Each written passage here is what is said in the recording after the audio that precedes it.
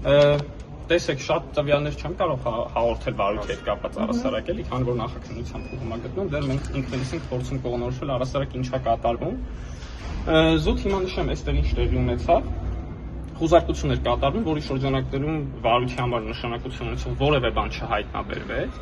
Դա առաջի կարևոր արձանագրությունը, որը պետք է անել այս իմաստով։ Եվ երկրորդը, ինչպես տեսակ, չգիտեմ ոնց կոչեմ, էլի կապարակնքում կամ պլոմբում, հա, ժողովրդական լեզվով որ ասում են, այդ գործողությունը իրականացվեց, սա քննչական մարմիններում նոր պրակտիկա է, երևի թե նախադեպը միջև այդ չի եղել, բայց վերջերս պարբերաբար կիրառվում է առանց որևէ իրավական հիմքի վկայակոչման, սեփականության իրավունքի սահմանափակում է տեղի ունենում, այսինքն քննիչը ֆիզիկապես արգելում է մուտքը որոշակի տարածք, մինչդեռ սեփականության իրավունքի սահմանափակումը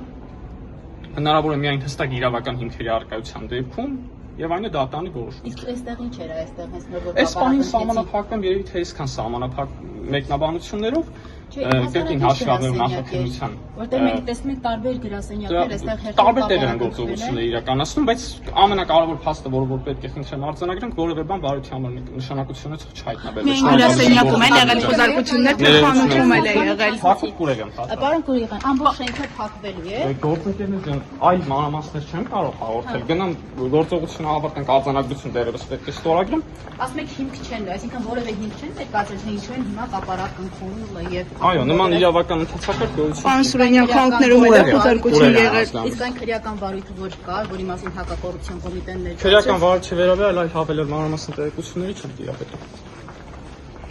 Պարոն Սուրենյան, այսինքն որտեղի փաստաբանն եք։ Գործընկերներ ջան, կարծում հարցին բավարար պատասխանեցի, շնորհակալ եմ շատ լավ օրձես։